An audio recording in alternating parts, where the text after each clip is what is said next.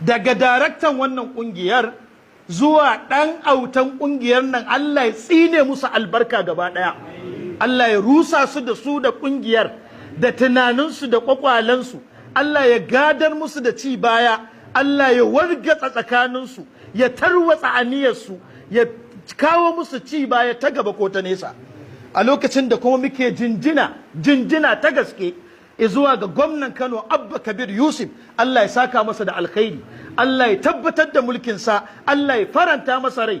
Ya ce wannan dokar mu Kanawa mun yi watsi da ita, babu ruwanmu da ita.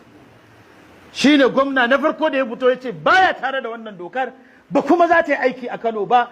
A gwamnatinsa, a mulkinsa, tsawon in Allah ya ba shi damar yin koda shekara 8 ne, baya tare da wannan tunani, baya tare da wannan doka. Da haka muna roƙon dukkanin wani gwamna shi ma ya irin wannan na barrantar da kansa da cewa wai in an zagi annabi kawai an zagi wani mutum ne, kawai an zagi kamar ɗayan mutane, a single person.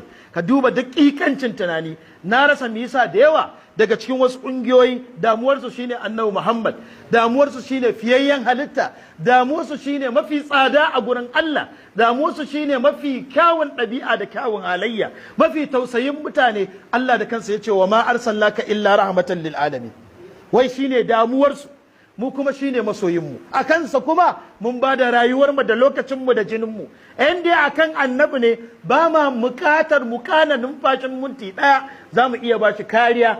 Kuma wallahi mai gasgari ya yi gasgari ya zagi annabin mu ganshi, idan ba sai mu kashe shi ba, kada Allah ya amshe mu da imani. Za mu kashe shi in ya zagi annabi, ba za mu kyale shi ya tafi a banza ba. Ku je ku tabbatar ku yadda da dokar ba, mu ko mun yadda wanda ya zagi annabi sunansa mushe, ya gwada ya gani zai zama mushen banza, la'anan ne kuma dan wuta. Abin da ya kamata ku yi na doka shine kar a zagi annabi, kar a taba mutuncin annabi. Red line ne, no going area ne, ba gurin da za a yi wasa ko a wargi ba ne ba.